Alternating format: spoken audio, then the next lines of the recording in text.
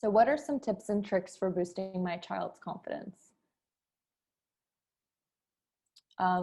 One thing is feedback, and this is specifically important in the context of games. So for example, Reach Learning is putting out some games, and getting that immediate feedback is really helpful. Also, leaning into children's interests. Again, for example, in the sticker chart or in the rewards example, giving them a reward that's actually meaningful to them or that they're interested in is helpful. So for a sticker chart, for example, if the kid really likes, Pokemon stickers, then it might be important for you to use Pokemon stickers on that sticker chart. Whereas if a child is not as interested, then it might not matter, and it doesn't matter what kind of sticker or shape you use. So I wanted to tell you about another study about how powerful leaning into people's interests are.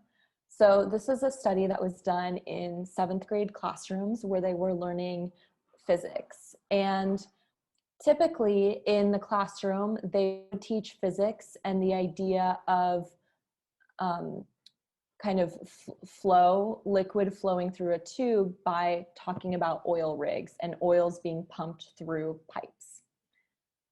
As you might imagine, this kind of example is not really meaningful specifically to girls. Girls, might not identify with that. They might not care about the oil pumps.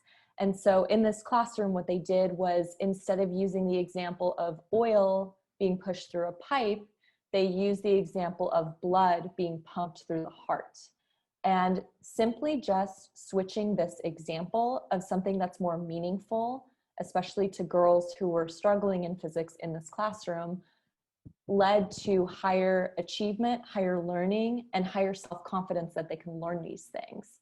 So you might not think that, this is a very, that this might not have a huge effect, but thinking about kind of the examples that you use is really important, and leaning into what's interesting to your child. So for example, in reading, if you're really trying to get your child to read more, buying books or getting books that are in line with your child's interests could really help. Or for example, with math problems, finding math problems that talk about things that your child really likes. If your child doesn't care about baseball, they're probably not going to do as well on the math problem, and they're not going to want to do the math problem as much.